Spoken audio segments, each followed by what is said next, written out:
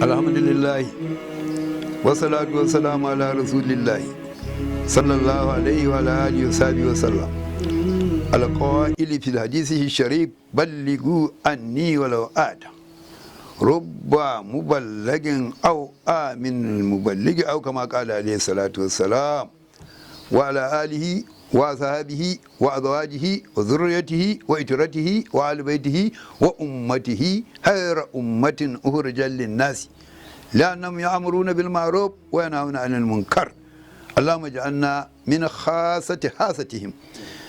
To alhamdulillah, Allah ya kawo mu wannan sati, za mu ci gaba akan bayanin wannan mujaddadi namu, wanda mu dai yanzu sai a ce shine kamar mujaddadi na ƙarshe, amma kuma ba na ƙarshe ba ne. Sai mu ce na ƙarshe saboda mu san wani mujaddadin ba in ba shi ba. A ce mutum ya tara karatu irin wannan, ya yi littattafai, 'ya'yan shi sun yi, almajiran shi sun yi. An ce almajiri wanda ya zama malami wanda zai karantar da duniya. Shehu dan hojo sai da ya hidda makarantar shi, sai da ya hidda shehi na duniya 100. To kuma duk da haka kuma ya ɗauka kayan yaƙi kamar yadda sahabbai suka yi, ya hito na hito da wa'anda suka ce ka abi hanya Allah. To shine dan fodiyo, shine babban mujaddadi. Duk wani alheri da zai zo Najeriya sai dai 'yan Najeriya in su yi butulci, sai dai in su yi butulci. Amma in ba butulci za a yi ba, Allah ya kawo mamu wannan alheri ta hanyar ainihin Usmanu bin Muhammadu bin Fudi. Shi kuma wannan abu ya same shi saboda albarka biyayya ta yi ga hanya annabi Muhammadu sallallahu alaihi wasallama. To shi dan fodiyo yaya danganan shi yake? Danganan shi kamar yadda muka faɗi, asalinsu dai in an ɗauko asalin ƙabilar Fulani ɗin, wato daga Rum bin Ishaqa ne, bin Ibrahima Halilullahi. Asalin danganan mu Fulani tun daga annabi Ibrahim ne, alayhi salatu wassalam. Ya yi Ishaq, shi kuma ya yi Is, shi kuma ya yi Ram. To da haka muka taho ha aka zo ƙabilar Fulani ta samu. Shi kuma wannan yaƙi na sahabbai da ya zo, ya auri diyar shi kuma bin amrin, ya Mujahid as-sahabiyu, Mujahid mai yaƙi sahabi, ya auri diyar wannan sarki, aka haihi duk Fulani na Najeriya. To su ne ainihin wannan ya haihi wannan ya haihi wannan, sai zan su kabila Fulani inda Shehu dan Fodiyo ya hito, sun hito daga wanda ake sai masu Futa Tora. Daga Futa Tora ne, Futa Tora daga nan daɗa ainihin aka samu wani bawan Allah ana ce mashi Jakalu. To an kama sunan Fulatanci wadada, ba na Larabci ba. Jakalun nan shi kuma ainihin shi ya haihi Musa, shi kuma ya haihi Buba Baba, shi kuma Masar, shi kuma Ayyub, shi kuma Muhammadu Sambo, shi kuma Bugurdu bin Jubba, shi kuma nan ya Haruna, shi kuma ya haihi Salihu, shi kuma ya haihi Usmanu ya haihi Muhammadu da ake malakabi ana ce mashi Fudi. Muhammadu wanda ake ce ma Fudi ya haihi ɗa, ya sa mashi Usmanu sunan baban shi. To wannan Usmanu ɗin shine mujaddidu ɗin, shine dama muke kirkirin mu zo. To gashi Allah ya kamu.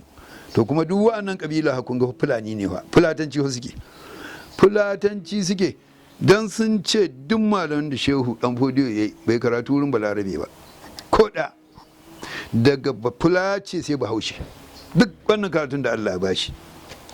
To wannan shine salsalar ainihin Usmanu bin Fudi. To sai ainihin rayuwar shi da tasawa tai, yaya ya tasa? To an dai sani shi wannan Muhammadu Fudi baban nashi malami ne na gasken gaske, ya tara karatu. To farko da farko za mu ji bashin wace shekara aka hidan hodiyo ne.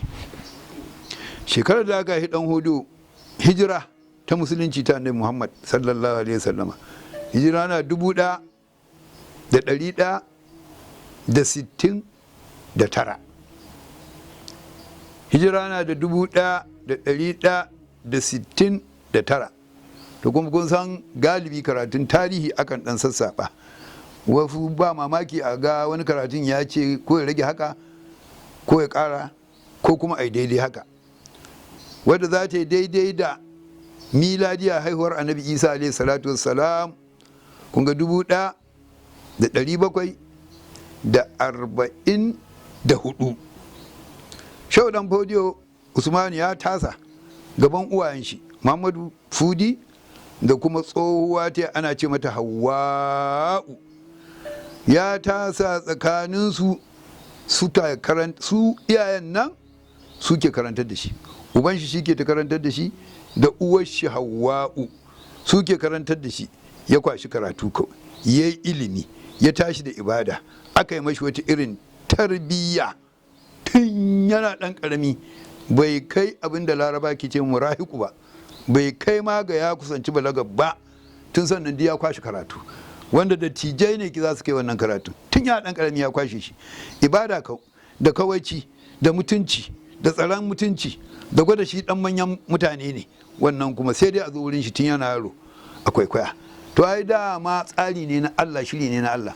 Allah tabaraka wa ta'ala da iya tsari, tunda ya san ga wani matsayi da zai kai shi, zai ba shi wani aiki, shi ake ce mata jadidi. Musulunci ya sha wuya, an some da shi, ya kusan mutuwa ya some. Gashi Allah zai tada wani wanda zai rugo da gudu ya tada shi, ya wanwanke shi, ya ebo ruwa ya fesa mashi ya tashi, ya zama mutum sosai. To da kaga Allah ke gyara kayan shi. Shehu Dan Fodiyo ya tashi wani irin tashi. Allah tabaraka wa ta'ala kuma da rahama tai da baiwar shi ya buɗe mashi zuciya tai, ya zuba mashi imani, ya zuba mashi ilimi, ya zuba mashi tsoron Allah, ya zuba mashi abubuwa da dama wanda ba kowa ne zai samu irin wannan tsaruwa ba sai wanda Allah tabaraka wa ta'ala ya san dama akwai wani abu wanda yake nihi da shi. Lalle ya samu karatun nan nashi wajen baban shi Muhammadu Fudi. Ma'ana abin da ake ni da Fudi din nan da fulatanci, abin da ake ni da shi alfaqihu, malami wanda ya san karatun fiqihu kwarai. Saboda haka uban shi babban malami ne, ya san fiqihu, kuma ya yi karatu an walidatihi wajen mahaifiya ta Hawwa, kuma ya yi karatu an jaddatihi wajen kaka ta Ruqayya, sannan da ɗaya tewa ya yi ta karatu. Ya yi karatu wurin wani shehi da ake ce masu Usmanu Bandur Alkabawi, malamin mutunan Kebbi ne. Sannan kuma ya yi karatun nahau wajen Shehu Abdulrahman bin Hamda. Sannan kuma ya ƙara karatun fiƙihu wajen Malam Muhammadu Sambo bin Abdullahi. Ya yi karatun tafsirin Alƙur'ani wurin Shehu Ahmad bin Muhammad bin Hashim, malami ne daga Zamfara. Sannan ya yi sittu sahahi, ya yi Buhari da to alhamdulillahi. To muna nan mun tsaya bakin nan, alhamdulillah, daidai karance-karancen da Shehu Usmanu ya yi, kuma Allah da tabaraka wa ta'ala Allah ya kai mu can karatu na gaba, to za mu ci gaba da ainihin daga haka. To daga nan ne muke dan tattakawa har aje za mu je irin yadda ya karanta, har yadda ta kai ga rikicewa da shi da sarakan Hausa. Allah ka taimaki musulunci akan kafirci, Allah ka taimaki musulmai akan kafirai. Allah ka ba mu lafiya, Allah ka ba mu zama lafiya.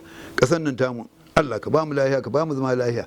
Allah ka gyara mu ƙasar mu, Allah ka ba mu shugabanni masu adalci. Allah waɗannan ɗinnan da ka ba mu yanzu, Allah ka gyara mu musu. In ka kaddara su za su yi ta mallakan mu, to Allah ka gyara mu musu, Allah ka gyara mu musu. In kuma ba su ka kaddara ba, Allah wasu za ka kawo mu, to ka kawo mu masu adalcin gaske. Mu kuma Allah ka gyara zukatanmu, Allah ka gyara zukatanmu, Allah ka gyara zukatanmu baki ɗaya.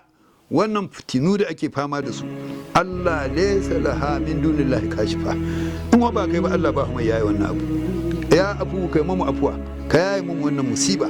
Allah ka maido mu arzikin mu, ka maido mu Najeriya arzikinta, samayyarta, wannan kunci da ake fama da shi, da rayuwa mai zahi, mai tsada, mai musiba wanda ake fama da ita. Allah ka yaye mu, Allah ka ba mu damuna mubaraka, Allah ka taimaka mu, Allah ka taimaka mu shugabannin mu, wannan yara wannan bayan Allah, Allah taimaka muku, Allah ka yassare wannan ɗawainiya da muke, Allah karɓe ta, Allah karɓa. Wassalamu alaikum wa rahmatullahi ta'ala wa barakatuhu.